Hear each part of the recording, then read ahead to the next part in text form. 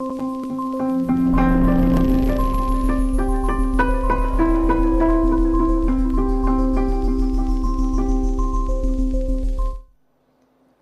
à tous, le Silmo est un rendez-vous majeur de la mode en lunetterie et pour cette nouvelle émission du Studio TV, je vous propose de décrypter avec nous les tendances de l'année 2011 avec 4 spécialistes. Dominique Cuvillier, expert en tendance. Bonjour Dominique. Bonjour Anne-Sophie. Sonia Chevalier, chef de projet au cabinet Carlin International. Bienvenue Sonia. David Bédoc, designer de la marque Oko Bayoko et opticien à Paris. Bonjour. Bonjour David. Et Frédéric Majorzik, responsable d'achat. Bienvenue Frédéric. Alors on va commencer tout de suite avec vous Sonia, puisque Carlin International a mis en place avec le Silmo le forum décryptage qui a identifié 4 tendances majeures pour l'année prochaine. Est-ce que vous pouvez nous en dire plus ? L'idée de ce forum, c'est de mettre en avant un petit peu toutes les innovations majeures pour les années à venir et d'aller un petit peu au-delà de l'univers de l'optique lunetterie en proposant des innovations à la fois dans les domaines de la création et de l'innovation. Donc quelles sont les grandes innovations que vous avez remarquées ? Alors elles s'organisent en 4 tendances. On a la première tendance qui est la tendance chance, la deuxième charme, la troisième odyssée et enfin la quatrième insolite. Donc elles se matérialisent comment ? Alors, en termes de matériaux, de couleurs, de formes ? Alors la tendance chance est la tendance un peu fondatrice de ce forum que nous avons nommé Réinvention. C'est une tendance qui nous engage à repenser nos modes de consommation. C'est qu'on est dans une période où on se rend compte que notre surconsommation a un réel impact sur notre environnement. Et l'idée de cette tendance chance est d'aller vers des produits à la fois plus pérennes, qui durent dans le temps, avec des matériaux nobles comme le bois, qu'on va réenchanter, qu'on va revaloriser, dont on va dégager tout le caractère esthétique. Et puis aussi des nouveaux modes de consommation un peu alternatifs comme le partage, l'échange, la location aussi qui nous ont paru des nouveaux modes alternatifs à prendre en compte dans les années à venir. Donc la deuxième tendance ? La deuxième tendance qui est la tendance charme, là on va sur une recherche de plus de simplicité.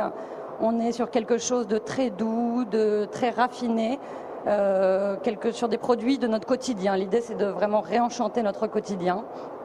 Avec, donc là, en termes de couleurs, on est sur une gamme très douce de fumée, de dégradés sensibles, apporter beaucoup d'émotions, des ornements discrets. On n'est pas du tout sur une tendance tape à l'œil, mais quelque chose de très subtil, de très, très discret, oui. C'est la fin du bling-bling ? Voilà, exactement. Donc il reste 2 tendances à souligner. Odyssée et la troisième tendance, oui. Alors là, c'est vraiment l'innovation au cœur de la création. C'est vraiment l'idée de faire travailler la technologie et l'innovation main dans la main avec la création pour créer des produits qui ont du sens, fonctionnels, mais aussi apporter une part d'émotion, de sensible, réintégrer des gestes humains. Et des nouveaux matériaux aussi ? Des nouveaux matériaux ou alors une réinterprétation de matériaux comme le métal, mais travaillés de manière beaucoup plus poétique, des ajourés, des découpes élégantes. On est dans une gamme de couleurs, on travaille beaucoup l'or. On est loin d'une vision très masculine du futur comme on avait l'habitude de le travailler. Quelque chose de plus sensible, de plus féminin peut-être. Et la dernière tendance ? Et enfin insolite. Alors là, on a mis en avant une espèce de créativité totalement débridée, inspirée de la nature, mais alors on va parler d'une nature presque surnaturelle. On découvre aujourd'hui de nouvelles espèces animales, végétales, très surprenantes, et on va s'inspirer de tout ce que la nature a d'extraordinaire pour travailler des textures étranges, des couleurs grinçantes, des formes hybrides. On va travailler le mimétisme animal, le mimétisme végétal, mais dans quelque chose d'assez raffiné, d'assez élégant. Merci Sonia. Dominique, donc ça fait 3 jours que le Silmo a lieu. Et quelles sont les grandes tendances que vous avez pu identifier ? Alors déjà, c'est pas la fin du bling bling. Hein. Ah, on y est encore. Non, le bling bling n'est pas mort.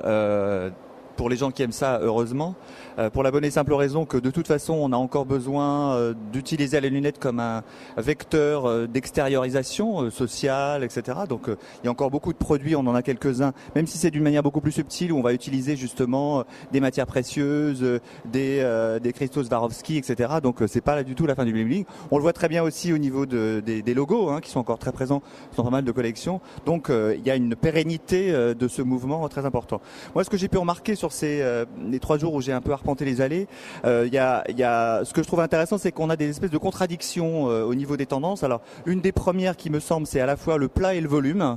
Donc, on a quelques exemples ici avec des montures qui travaillent justement le métal et d'une manière extrêmement affinée, raffinée.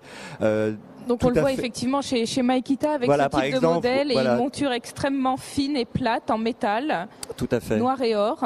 Donc ils vont travailler sur une idée de légèreté. Alors c'est presque l'idée de ce type de lunettes, c'est à la fois travailler bien sûr sur un aspect technique, technologique à partir des matériaux, mais aussi de donner une légèreté extrêmement forte. Et puis à côté de ça, on a des montures par contre extrêmement imposantes avec des faces très épaisses. Là aussi on a un exemple. Donc toujours chez Makita effectivement ce type de monture en solaire. C'est une monture c'est une tendance qui est déclinée aussi en optique. Oui, tout à fait. On va le trouver sur l'optique. Et l'idée c'est alors à la fois les créateurs, les stylistes, les designers vont regarder ce qu'on a fait dans les périodes précédentes. Donc c'est une espèce de vintage revisité avec donc des faces très imposantes pour des lunettes qui vont être effectivement extrêmement visibles. Donc on a vraiment cette idée de volume et de plat qui cohabitent tout à fait. Oui, Frédéric Majorzik, vous êtes une adepte de la belle lunette et des lunettes élégantes et je crois que vous avez été comblée sur ce Silmo. Oui, j'étais assez ravie du retour à l'élégance. J'ai trouvé beaucoup de montures avec des lignes assez pures, des angles beaucoup moins pointus. On a des angles qui sont beaucoup plus doux. On a un retour à la rondeur et à la douceur, enfin beaucoup de retour à la féminité. Voilà, exactement, un polissage. Vous avez quelques exemples à nous montrer de ce retour à l'élégance Alors, on a aussi le retour, bien sûr, aux matières nobles, aux matières écailles. Et puis, on a un beau travail de branches. On a les branches qui sont travaillées avec des inserts métalliques ou alors avec, comme disait Dominique, du bois. Enfin, on a un retour du cuir, évidemment. Alors effectivement, vous avez remarqué qu'il y avait beaucoup de montures en bois ou en acétate qui imitent parfaitement le bois. Voilà. Vous avez quelques modèles, je crois, avec vous, que vous avez amenés. Alors moi, j'ai ramené les montures de chez Oga qui ont justement la spécificité. Alors, je ne sais pas si on peut les voir. Donc les branches on l'a en bois avec un insert aluminium et puis on a aussi en bois avec des inserts en verre synthétique qui donnent un reflet différent, voilà, puisque c'est translucide. Et puis le retour du vintage, bien sûr, avec les formes qu'on connaît. Qui reste une valeur forte depuis quelques temps déjà. Oui, ça perd. On le voit d'ailleurs, c'est assez intéressant parce qu'aujourd'hui vous avez même des opticiens qui sont spécialisés dans le vintage, qui recherchent des lunettes anciennes, des stocks anciens parce qu'il y a une clientèle qui est très demandeuse de ce type de produit. Alors David, je crois que sur le vintage vous avez également votre opinion. J'ai pas d'opinion particulière. C'est vrai qu'à l'heure actuelle on en trouve énormément. Je vais pas contredire tout ce que vous avez dit parce que je suis tout à fait d'accord. Après, j'insiste vraiment sur le façonnage. Effectivement, je trouve que ça a énormément évolué. La beauté, la finition des produits. Les fabricants sont vraiment concentrés sur la finition. Je vois du polissage main, enfin, vous voyez le petit détail. Donc, vous trouvez que ce Silmo a marqué vraiment un pas supplémentaire? J'ai l'impression qu'effectivement, ils ont vraiment mis un point d'honneur à faire un travail impeccable. Le bel objet, la belle lunette. Le bel objet, la belle lunette. Moi, c'est ça qui m'a vraiment. Alors, le retour au détail, ça c'est important. Voilà. Vraiment, même des inserts de bagues dans les branches. Alors effectivement, là, nous avons vraiment terminé. Nous avons chez Henri Julien de très très beaux modèles. Quand vous parlez de retour vraiment à l'élégance, aux branches travaillées, c'est ce type de modèle dont vous parlez. La monture bijou est vraiment de retour. Voilà, la monture bijou, mais c'est vrai que chez Henri Julien, c'est tout en discrétion avec 3 petits diamants. Sans ostentation, vous êtes d'accord, Sonia? Oui, tout à fait. Et David, est-ce que vous avez remarqué aussi une évolution en ce qui concerne le toucher des montures? Alors effectivement, au niveau des colorations, il y a eu beaucoup d'évolutions. On ouvre les matières, on intègre des colorisations par ionisation. Il y a plein de techniques différentes. Il y a des lacs différents, touchés différents. Ça rejoint ce que vous disiez également. Donc il est vrai beaucoup de douceur. On change un petit peu l'aspect général. On s'approche de la gomme, mais on n'y est pas. Donc des choses très très intéressantes. Après, effectivement, au niveau des matériaux aussi, on arrive à faire des choses complètement différentes. Il est certain qu'il travaille beaucoup mieux l'acier, il travaille beaucoup mieux l'aluminium. Les fabricants jouent beaucoup sur le toucher? Oui. On est dans une lunette émotion, c'est-à-dire que c'est vraiment l'idée, pas d'angle vif. Effectivement, on est dans un polissage extrêmement doux. Et quand on la porte sur soi, c'est pareil. On dégage une sensualité qui doit être perceptible autant sur la peau qu'au regard. Donc, par exemple, on le voit chez Tag Heuer, effectivement, avec ces branches en gomme qui sont extrêmement douces. Tout à fait.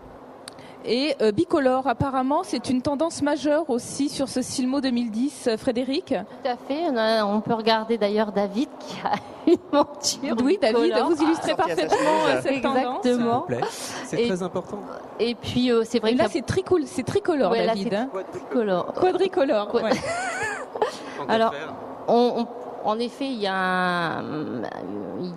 peut y avoir 2 plaques qui sont l'une sur l'autre ou 3 plaques. Et puis, il y a aussi le système des montures en dégradé comme ça, ou alors avec le haut d'une couleur, ou alors les montures même qui ont une face d'une couleur et l'intérieur d'une autre couleur. Voilà. Donc la couleur est toujours présente. Hein. De toute façon, ça c'est toujours pas démodé, c'est toujours là. Pour reparler des finitions, on voit effectivement chez Anna Sui des toutes petites inserts de papillons sur les branches. C'est extrêmement discret. Voilà. Alors évidemment on a les petites inspirations de la flore et de la faune, donc avec tous les petits inserts qui avant étaient en strass, maintenant on a des inserts en métal qui sont un petit peu plus évolués. Et puis on va retrouver ça aussi chez Paul et Joe avec les petits hiboux, enfin on a beaucoup de choses, des petites poissons. Feuilles, des petits poissons, enfin plein de choses. Plein de petites bêtes. Il faut remarquer aussi, c'est très présent chez pas mal de marques, vous avez évidemment un travail qui est fait sur la face d'une manière plus discrète et surtout vraiment au niveau des branches. Et il y a un travail de dentelle de métal chez pas mal de fabricants qui sont d'une finesse et d'un raffinement incroyable. De la découpe laser. Voilà, donc on voit très bien que la technologie permet effectivement de travailler les matériaux d'une manière de plus en plus raffinée. Et en même temps, ce qui est intéressant, c'est qu'on n'est pas justement dans une technologie froide, comme le disait Sonia, on est dans une technologie chaude. Parce que l'objectif, c'est de faire des objets qui soient vraiment très intimistes, très sécurisants, pour qu'effectivement, évidemment, ils embellissent les gens qui les portent, mais en même temps, qu'on ne soit pas dans cette froideur désagréable. Qui rapporte cette dimension émotionnelle qui est majeure. Qui est très forte. Et transversale à toutes les tendances qu'on a pu aborder. Ouais. Alors, nous avons une monture qui est ici et qui pourrait illustrer chez Pro Design, donc à la fois la couleur à l'intérieur, la finesse des détails. Et le toucher, il y a un travail de toucher qui est tout à fait intéressant. Est-ce que vous voulez l'essayer, David? Allons-y. Voilà. Parfait. C'est parfait. Donc là, effectivement, on est dans le bicolore, dans le travail des branches. Et effectivement, on retrouve un petit peu aussi la couture, puisque ça vient surtout des costumes qui étaient très sobres à l'intérieur, avec justement des doublures un petit peu funky. Au début, c'était des couleurs assez flash. On avait beaucoup de prunes, beaucoup de bleu turquoise, de choses comme ça. Et puis effectivement, par la suite, on a commencé à sortir du motif, donc ça évolue énormément. Mais c'est vrai que ce que j'ai vu aussi pas mal, c'est par rapport aux collections rétro, ça apporte une nouvelle dimension. À l'heure actuelle, donc, on fait ce mariage. Donc justement, je voulais vous montrer cette collection qui m'a beaucoup touché, puisqu'en fait c'est une collection en aluminium matricé, donc aucune soudure, un travail impeccable, c'est incroyable, les couleurs par ionisation et surtout des formes qui tombent très très bien. Et on retrouve un esprit rétro avec une technologie importante, un investissement important au niveau du développement. Et ça, moi, ça me touche énormément. C'est quelle marque Alors, c'est un designer danois qui fait ça. C'est Kilsgard. Et j'ai trouvé vraiment, voilà, je marche vraiment au coup de cœur. Pour moi, le plus important, c'est de voir quelque chose qui va me changer un petit peu de l'ordinaire, qui va changer un petit peu de tout ce qu'on peut travailler dans un magasin au niveau de l'opticien. Voilà. Et, oui. Mais ce qui est intéressant dans l'idée du rétro, c'est qu'on n'est pas dans un rétro copier-coller ennuyeux. C'est du néo-vintage, comment on appelle ça? C'est-à-dire qu'il y a un vrai retravail à la fois du dessin, par la matière, par la couleur, pour justement ne pas faire un copier-coller de ce qui s'est fait. Et je trouve on utilise le vintage, le rétro, parce qu'effectivement, encore une fois, ce sont des formes qui plus est sont universelles, donc elles sont rassurantes pour tout le monde. On le voit bien, beaucoup de gens peuvent les porter, je pense, d'une manière assez évidente. Et en même temps, il y a un vrai travail, c'est la matière, c'est la finition qui va apporter sa modernité. Alors en termes de couleurs, vous avez parlé, on parle beaucoup de la nature, donc ça se décline par des tonalités beige, kaki, pourpre. Donc je pense qu'on peut le voir sur les montures Coalition chez Morel, qui est une collection qui est inspirée effectivement des couleurs et des formes de la nature. C'est typiquement ce type de modèle avec des tonalités claires et des branches travaillées avec plusieurs couleurs. Moi j'ai vu une émergence de blanc, alors on voit justement avec ce modèle de Morel, parce qu'en fait pour faire le contrepoids au noir qui a été omniprésent et qui demeure de toute façon une lunette majeure, notamment chez l'homme, les hommes aiment porter des montures sombres, donc il y a une espèce de contrepoids et c'est intéressant aussi parce que les lunettes évidemment s'inspirent aujourd'hui d'autres environnements, le design, l'automobile, l'ameublement, et on voit très bien que dans ces secteurs le blanc émerge beaucoup et donc les lunettes évidemment vont suivre ce courant et je pense que dans les saisons à venir on va voir davantage de lunettes blanches sur le marché. C'est jamais cheap, hein. Enfin, globalement, on voit qu'il y a un effort important des créateurs et des fabricants pour faire, encore une fois, des belles lunettes, un très bel objet, quel que soit le niveau de prix, si je puis dire. Alors Frédéric, vous parliez que les formes s'arrondissent et sont moins rectangulaires. Oui. Est-ce qu'on remarque ça dans les collections hommes aussi? Alors les collections hommes, oui, on a des montures qui ouvrent plus le regard. On ferme moins le verre, on s'ouvre vers l'extérieur. Oui. Donc ça se remarque aussi. Ça se remarque chez aussi, les hommes, oui, des montures assez grandes. D'ailleurs, David en est un exemple parfait. Voilà. Et il y a les papillons aussi pour les femmes, les formes papillons, voilà, donc un peu comme les vôtres. La mode s'est inspirée beaucoup des années 60 Absolument. Dernièrement, donc on retour aux papillons, plus ou moins colorés d'ailleurs, plus ou moins pointus. Absolument, c'est assez moment ce revival qui est, à mon avis, qui fera un feu de paille parce que je crois pas beaucoup à la pérennité de ce genre de tendance, mais en même temps, ça vient un peu animer le marché avec un produit un peu différent et amusant. David ? Non, je suis d'accord. Je suis d'accord sur le feu de paille, mais effectivement, ça va donner une ampleur un peu plus importante, un volume plus important au niveau des lunettes. On va augmenter un petit peu les tailles, on va revenir sur un volume un peu plus important. En plus, au niveau des technologies de verre, on arrive à faire des bases équilibrées un petit peu au niveau des prismes. On arrive à faire des choses vraiment très très bien. Il faut parler des verres aussi, je pense, parce que oui, ça va forcément avec la monture. Il y a quand même une liaison très importante, et c'est vrai que par rapport à ça, le vintage, c'est un feu de paille. Bon, ça fait quand même 2 ans ou 3 ans qu'on nous en propose, mais c'est vrai que quelque part ça nous permet de mettre des collections en avant avec des volumes plus importants et puis de travailler comme ça avec les nouvelles technologies et de se faire plaisir. On est face à un consommateur qui est décomplexé aujourd'hui vis-à-vis des lunettes, c'est-à-dire qu'effectivement, eu égard d'ailleurs au travail des fabricants et des créateurs, qui a été évidemment important ces 10 dernières années, et le consommateur maintenant est prêt à passer à porter des lunettes audacieuses, ce qui était moins le cas avant où c'était véritablement le classique qui se vendait. Ça sera toujours le cas en grosse majorité, mais globalement, on est face à un consommateur plus décomplexé et qui va pouvoir aller vers de l'audace. Et je pense qu'en effet, l'étape du vintage est importante parce que ça permet d'avoir des lunettes beaucoup plus importantes, donc où la lunette est plus présente sur le visage et les gens l'assument. C'est plus du tout le côté, bon, je n'ose pas, au contraire, je m'affiche d'une manière beaucoup plus nette. Ouais, c'est sur la tendance principale au départ, on a commencé sur les solaires et puis effectivement sur l'optique ça a suivi. Et effectivement, maintenant les gens se regardent et se disent tiens, c'est pas mal, c'est fashion, donc je peux prendre des lunettes un peu plus grandes. Donc ça nous permet effectivement de faire varier dans les collections. Et d'être un peu plus audacieux. Voilà. Exactement, et de nous permettre un petit peu plus de délire. C'est pas forcément une lunette de progressif comme vous avez une lunette qui est un peu grande. Voilà, c'est un changement d'état d'esprit. Alors Frédéric, vous êtes responsable d'achat. Pour clôturer cette émission, est-ce que vous auriez des conseils à donner aux opticiens pour leurs achats pour 2011 ? Oh mon Dieu. Alors je pense qu'il faut acheter déjà selon sa clientèle, ce qui est la première chose. Bien sûr, en fonction de son positionnement. Bien connaître ses clients, mais il faut aussi éduquer bien sûr ses clients en leur proposant peut-être d'autres choses Bon, rester dans la tendance, bien sûr, mais faut faire comme on le sent. Il n'y a pas vraiment de conseils. Chacun fait comme il veut. Voilà, sachant qu'effectivement sur ce Silmo, c'était vraiment apparemment un beau Silmo en termes de nouveautés, de finition. C'est ça, oui, ça qui exactement. vous a marqué. Et c'était assez symptomatique parce qu'on a vu vraiment une vraie dynamique. Enfin, moi, j'ai été très surpris, beaucoup, par plein de belles montures et j'ai trouvé ça très enthousiasmant. En tout cas, bravo à tous les fabricants pour ce qu'ils nous ont proposé sur ce Silmo 2010.